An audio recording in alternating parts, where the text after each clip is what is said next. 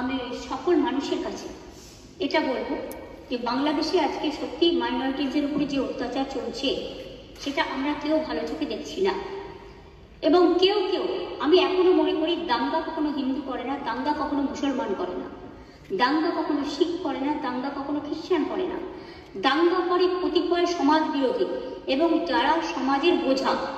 সুতরাং এই ব্যাপারটিকে এই অ্যাঙ্গেল থেকে দেখে আমরা সবাই যেন এমন কোনো মন্তব্য না করি যাতে আমাদের কোনো রকম পরিস্থিতি বাংলায় এটাকে নিয়ে খারাপ হয়।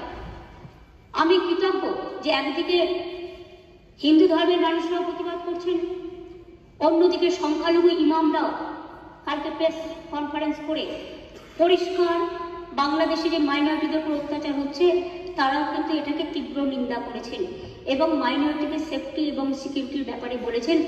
এটা বাংলায় প্রথম, যারা মনে রাখবেন এটা আমাদের ধর্মনিরপেক্ষতার একটা প্রধান একটা স্তম্ভ এবং আমি সকলকে এই জন্য অভিনন্দন জানাচ্ছি। আমাকে অনেক সংখ্যালঘু সম্প্রদায়ের অনেকে বলেছিলেন যে আমরা মিছিল করতে চাই, প্রতিবাদ করি। আমি বলেছিলাম না, মিছিল করলে অনেকে তো আছে জানে না এই সময় সুযোগ নেয় রাজনীতি, আবার একটা দাঙ্গা লাগিয়ে দেবে। আমি দাঙ্গাতে চাই না, আমরা দাঙ্গা চাই না, শান্তি চাই। একটা হিন্দুর গায়ে যে রক্ত আছে, একটা মুসলিমের গায়ে সে রক্ত আছে, একটা ভাইয়ের গায়ে যে রক্ত আছে, একটা বোনের গায়ে সে রক্ত আছে, একটা পাঞ্জাবির গায়ে যে রক্ত আছে, একটা শিখের গায়ে খ্রিস্টানের গায়ে সে রক্ত আছে। আমরা নিজেদের মধ্যে ভেদাভেদ না করে, আর কয়েকটি মিডিয়া আই মাস্ট সে, আমি অ্যাপিল করছি তাদের কাছে, এটা উত্তরপ্রদেশ নয় যে আপনাদের ব্যান করে দেবে, এটা উত্তরপ্রদেশ নয় বা রাজস্থান নয় যে আপনাদের অ্যারেস্ট করে নিয়ে যেভাবে সাংবাদিকদের উপর অত্যাচার হয়েছিল আমাদের ছবি আছে সেটা করব। কিন্তু আমি নিশ্চয়ই আবেদন করতে পারি, অনেকগুলো ফেক ভিডিও বাজারে চলছে, কোনো একটা পলিটিক্যাল পার্টির পক্ষ থেকে কিছু ফেক ভিডিও চালিয়ে আগুন লাগাবার চেষ্টা করা হচ্ছে। প্লিজ দয়া করে, অনুগ্রহ করে উভয় সম্প্রদায় এর থেকে বিরত থাকুন। আমরা কেউ কিন্তু কারো পক্ষে নয়, সবাই কিন্তু সবার পক্ষে, এটা মাথায় রাখতে হবে। আমি বারবার বলি, ধর্ম যার যার আপনার, উৎসব কিন্তু সবার। বাংলাদেশের ব্যাপারে government of India, late government of India to decide. এখানে আমরা যেন কেউ অতিরিক্ত কথা না বলি এবং অতিরিক্ত কথা বলে পরিস্থিতিটা নষ্ট না করি। যারা ভাবছেন এটা নিয়ে রাজনীতি করবেন তারা জেনে রাখুন, ওটা করতে গেলে আপনার রাজ্যেরও ক্ষতি হবে, ওখানেও যারা আমাদের বন্ধু বান্ধবরা আছে, ভাই বোনেরা আছে, তাদেরও ক্ষতি হবে। আমরা এটা চাই না। গভর্নমেন্টের কতগুলো পলিসি আছে, যেমন এক্সটার্নাল অ্যাফেয়ার্স পলিসি, এটা গভর্নমেন্ট অফ ইন্ডিয়ার ভাগ্যে পড়ে, আমাদের নয়, ওদের জুরিসডিকশনে পড়ে। অনেকে ওপার বাংলা থেকে এপার বাংলা আসতে চাইছে কিন্তু তারা ঢুকতে পারছে না। আমাদের কোনো আপত্তি নেই, কিন্তু সেখানে বর্ডার সিকিউরিটি ফোর্স দায়িত্ব নিয়েছেন, তারা আসতে দেবে কি দেবে না এটা তাদের ব্যাপার, সেই নিয়েও অনেকগুলো কটু মন্তব্যে যাব না। কিন্তু যাদের টাকা আছে, পয়সা আছে, ভিসা আছে, পাসপোর্ট আছে, তারা তো প্লেনে চলে আসছে। প্লেন তো আসছে, প্লেন তো চলছে, ট্রেন তো চলছে, কিন্তু গরিব মানুষগুলো যাদের কাছে হয়তো কিছু নেই তারা আসতে গেলে পারছে না, তারা বাধা পাচ্ছে বিএসএফ এর কাছে। আমাদের হাতে কিন্তু বর্ডার নেই, এটা মাথায় রাখবেন। তাই আমি সবাইকে বলবো, এমন কোনো কথা যাতে আমরা না বলি যাতে কোনো আমাদের পক্ষও নয়, এ পক্ষও নয়, ও পক্ষও নয়। আমি সবাইকে আবেদন করছি যাতে কোনো অতিরিক্ত কোনো প্ররোচনা সৃষ্টি হতে পারে। আমি যতদূর জানি কালকে ফরেন সেক্রেটারি যাবেন বাংলাদেশে, আজকেই যাচ্ছেন, কালকে ওদের মিটিং আছে। সুতরাং লেট দেম ডিসাইড। এই ব্যাপারে আমি পরিষ্কার বলি, এক্সটার্নাল অ্যাফেয়ার্সের ব্যাপারে উই নেভার ইন্টারফেয়ার।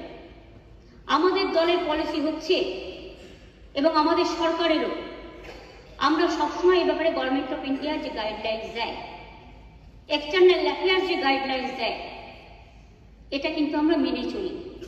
তাই আপনাদের সবাইকে অনুরোধ করব, আসুন আমরা এমন একটা পরিবেশ সৃষ্টি করি যাতে এপার বাংলা দেখিয়ে দেবে যে আমরা ভারতবর্ষ, আমাদের জাতীয়তাবোধ, আমাদের দেশাত্মবোধ, আমাদের মমত্ববোধ, আমাদের স্নেহবোধ, আমাদের ধন ধান্যে পুষ্পে ভরা আমাদের এই বসুন্ধরা, তাহার মাঝে আছে দেশ এক সকল দেশের সেরা, সে যে স্বপ্ন দিয়ে তৈরি, সে যে স্মৃতি দিয়ে ঘেরা। এমন দেশটি কোথাও খুঁজে পাবে না কো তুমি, সকল দেশের সেরা, সে যে মোদের জন্মভূমি। এই জন্মভূমিকে আপনারা প্রতিপালন করেছেন, জন্মেছেন এই মাটিতে। এই মাটিটাকে সমৃদ্ধ করুন, ভালোবাসুন, এবং যদি কেউ বিচ্ছিন্ন করতে আসার চেষ্টা করে তাকে প্রতিরোধ করুন, এবং সেক্ষেত্রে বাঁধ ভেঙে দিতে হবে। আর যারা কেউ কেউ বলছে বিহার দখল করব, উড়িষ্যা দখল করব, আমি বলি ভাই ভালো থাকবেন, সুস্থ থাকবেন, সুন্দর থাকবেন, কিন্তু এত বড় হিম্মত আপনাদের কেন? কারণ নেই যে বাংলা, বিহার, উড়িষ্যা সব নিয়ে নেবেন আর আমরা বসে বসে লালিপপ খাবো। এটা ভাববার কোনো কারণ নেই। আমরা যথেষ্ট সচেতন নাগরিক এবং আমরা যথেষ্ট সক্রিয়, কিন্তু আমরা ধৈর্যের পরীক্ষা দিই। তার কারণ এটা আমরা রবীন্দ্রনাথ ঠাকুরের কাছে শিখেছি যে আগুনের পরশমণি ছোঁয়াও প্রাণী, এই জীবন পূর্ণ করো, এই জীবন পূর্ণ করো, এই জীবন পূর্ণ করো। তাই আমি মনে করি ভারতবর্ষের অখণ্ড আমাদের সকলের অখণ্ড, এবং আমরা সবাইকে রক্ষা করব। এটাই আপনাদের সকলকে আমি আবেদন জানিয়ে গেলাম। যেহেতু হাউস চলছে, লোকসভাতেও আমাদের মেম্বাররা নিশ্চয়ই আলোচনা করবেন সুযোগ পেলে। কাজে যিনি গেছেন ক্যাবিনেট সেক্রেটারি, আমরা আশা করি তার দৌত্য সফল হোক, শান্তি ফিরে আসুক। বাংলাদেশের রাজনীতির সাথে আমাদের রাজনীতির সম্পর্ক নেই। ওরা কে কি রাজনীতি করবে সে নিয়ে আমরা কোনো কথা বলতে চাই না, কিন্তু আমাদের দেশের যে ধর্ম নিরপেক্ষতা, যে গণতন্ত্র, যে সংবিধান, আমরা যেন সেটাকে মেনে চলি। আমরা যেন অন্য কোনো উস্কানিতে কোনো উস্কানি না দিই, এটুকুই আমার আবেদন। অনেক ধন্যবাদ স্যার এই টাইমটা আমায় দেওয়ার জন্য।